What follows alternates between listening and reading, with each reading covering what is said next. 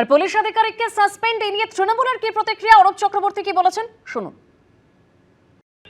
বাংলার মানুষ বুঝে তো অভিষেক বন্দ্যোপাধ্যায়ের সবাই যাতে মানুষ না যেতে পারে তার নির্দেশ দেওয়া হয়েছিল, পুলিশকে বলা হয়েছিল আটকাতে। পুলিশ কি করবে? মানুষের স্বতঃস্ফূর্ত উচ্ছ্বাস অভিষেক বন্দ্যোপাধ্যায়কে দেখবার জন্য, বিশেষ করে ডায়মন্ড হারবার লোকসভার মধ্যে যেখানকার সাংসদের নাম অভিষেক বন্দ্যোপাধ্যায়। স্বাভাবিকভাবে মানুষের স্বতঃস্ফূর্ত উচ্ছ্বাস রাস্তায় নেবে বাঁধ ভাঙেনি। সেই জন্য দিল্লির প্রভুদের, দিল্লির জমিদারদের গাত্রদাহ, তারই ফলশ্রুতিতে এই নির্দেশ যে পুলিশ সুপার, আইসি, এসপি তাদের বিরুদ্ধে অ্যাকশন নেওয়ার। আপনি অ্যাকশন নিন না, অ্যাকশন তো নেবেন 29 তারিখ অব্দি। 4 তারিখ বাংলার মানুষ অ্যাকশন নেবে এই কৃতদাস কমিশনের বিরুদ্ধে।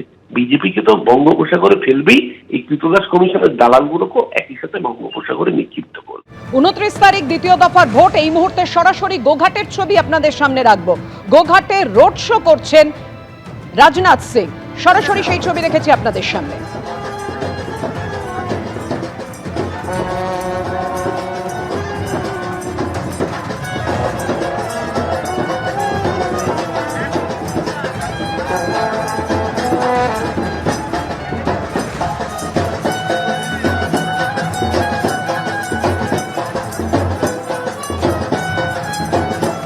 নির্বাচনী প্রচারে রাজনাথ সিং এই মুহূর্তে রোড শো করছেন গোঘাটে, আপনারা দেখতে পাচ্ছেন সরাসরি সেই ছবি।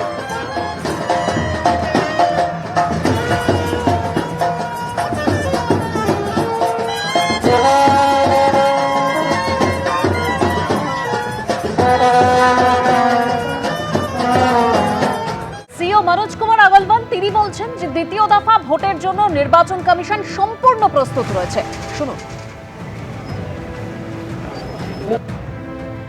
हम तो द्वितीय तरफ का जो है सब हम लोग एकदम रेडी है। पूरी मशीनरी रेडी है। हमारे बीएलओ से लेके एआरओ से लेके आरओ से लेके ओसी से लेके जितने डिपार्टमेंट है इलेक्शन से इन्वॉल्व है, सब एकदम तत्पर है, एकदम रेडी है और एकदम 100% रेडी है हम लोग करने के लिए। এই দ্বিতীয় দফার নির্বাচন, সেই নির্বাচন শান্তিপূর্ণ করার জন্য ইতিমধ্যে 2321 কোম্পানি কেন্দ্রীয় বাহিনী মোতায়েন করা হবে। অর্থাৎ তারই পাশাপাশি এই সিও মনোজ কুমার আগরওয়াল এই দ্বিতীয় দফার নির্বাচনের আগে একেবারে বাছা বাছা কেন্দ্র পরিদর্শনে তিনি বেরিয়ে পড়েছেন, যার মধ্যে সন্দেশখালীও রয়েছে। এই সম্পর্কে আরো বিস্তারিত জানবো, আমাদের প্রতিনিধি অনির্বাণ বিশ্বাস আমাদের সঙ্গে রয়েছেন। অনির্বাণ, তুমি যেরকম বলছিলে। দেখো দেবস্মিতা, একদমই মনোজ কুমার আগরওয়াল সহ তার যে টিম তারা কিন্তু বেরিয়ে পড়েছেন। এনকে মিশ্রাও যিনি রয়েছেন স্পেশাল অবজারভার, পুলিশ অবজারভার, তিনিও কিন্তু রয়েছেন এবং তারা কিন্তু বিভিন্ন জায়গায় যাচ্ছেন। এবং তুমি যদি দেখো যে আজকে সকাল থেকে তারা যে জায়গাগুলো গেছে তার মধ্যে ছিল আরামবাগ, বারাকপুর, বনগাঁ, এমনকি সন্দেশখালী। এই যে 4টি জায়গায় আজকে তারা ঘুরছেন, প্রত্যেকটি জায়গায় কিন্তু অতীতের যে লোকসভা বা বিধানসভা নির্বাচন, সেই বিধানসভা নির্বাচনগুলিতে কিন্তু হিংসার ঘটনা ঘটেছে। কোথাও গুলি চলেছিল, কোথাও মৃত্যুর ঘটনা ঘটেছিল, কোথাও বোমাবাজি হয়েছিল। ফলত সেই কথা মাথায় রেখে কিন্তু সিও মনোজ আগরওয়াল তিনি কিন্তু নিজে বেরিয়ে পড়েছেন, সরেজমিনে সেখানে যাচ্ছেন এবং সেখানকার পরিস্থিতি খতিয়ে দেখছেন। শুধু তিনি যাচ্ছেন, পরিস্থিতি খতিয়ে দেখছেন এমনটা নয়, সেখানে কিন্তু যে সমস্ত স্টেক হোল্ডার রয়েছে, পুলিশ থেকে শুরু করে কেন্দ্রীয় বাহিনীর জওয়ান থেকে শুরু করে পুলিশ অবজারভার, ডিও, প্রত্যেকের সাথে কথা বলছেন। কতজন এখনো পর্যন্ত যারা ট্রাভেল মেকার্স রয়েছেন তাদের কী অবস্থা, কতজনকে গ্রেপ্তার করা গেছে, কী পরিমাণে অস্ত্র সিজ হয়েছে, তার বিস্তারিত তথ্য কিন্তু তিনি নিয়ে নিচ্ছেন। কোন কোন এলাকাগুলো সবচেয়ে বেশি সেন্সিটিভ, সেখানে কী ধরনের জোর দিতে হবে।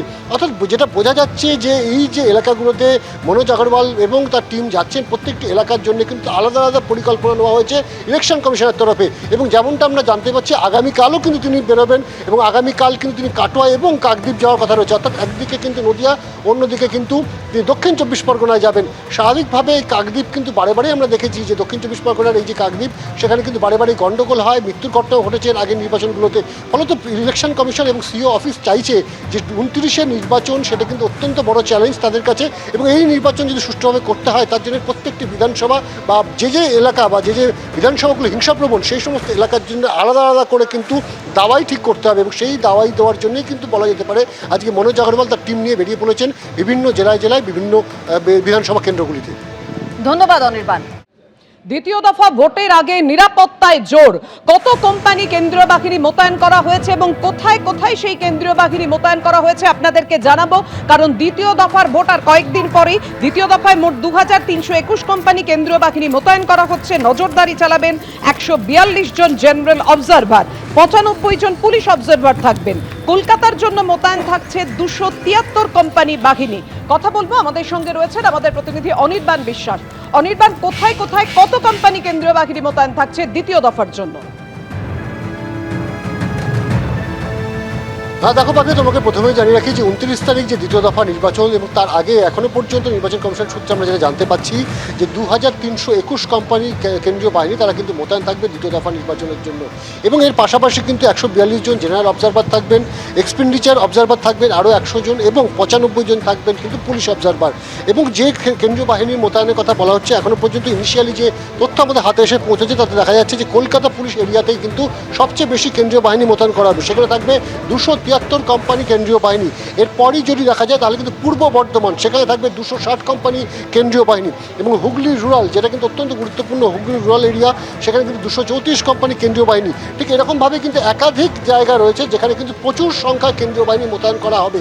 মূলত কমিশন যেটা চাইছে যে দ্বিতীয় দফায় কিন্তু অবাধ এবং সুষ্ঠু নির্বাচন, সেই নির্বাচন করবার জন্য যা যা প্রয়োজনীয় পদক্ষেপ নেওয়ার প্রয়োজন সেই প্রয়োজনীয় পদক্ষেপ নেওয়া হবে। তবে কমিশন সূত্রে এটাও খবর যে প্রথম দফা নির্বাচন যতটা সহজে কমিশন উদ্যোগ নিতে পেরেছিল, দ্বিতীয় দফার ক্ষেত্রে কিন্তু যথেষ্ট চ্যালেঞ্জ রয়েছে। কারণ যে সমস্ত এলাকায় আজকে ইলেকশন কমিশনের তরফ থেকে নজর দেওয়া হয়েছে সেই সমস্ত এলাকায় কিন্তু প্রায় হিংসা কবলিত এলাকা এক এক সময়, এবং আগের নির্বাচন অর্থাৎ লোকসভা নির্বাচন বা বিধানসভা নির্বাচনে সেই সমস্ত এলাকায় কিন্তু হিংসার অভিযোগ রয়েছে বা হিংসা হয়েছে। সেই কথা মাথায় রেখেই কিন্তু দ্বিতীয় দফার যে নির্বাচন হতে চলেছে 142 আসনে, সেই জন্য কিন্তু আলাদা আলাদা স্ট্র্যাটেজি নেওয়া হচ্ছে। এবং তুমি জানো আজ সকাল থেকে কিন্তু মনোজ কুমার আগরওয়াল যিনি সিইও, তিনি কিন্তু বিভিন্ন জেলায় জেলায় ঘুরছেন, বিভিন্ন বিধানসভা এলাকায় ঘুরছেন আজকে সকাল থেকে। এবিপি আনন্দ, এগিয়ে থাকে, এগিয়ে রাখে।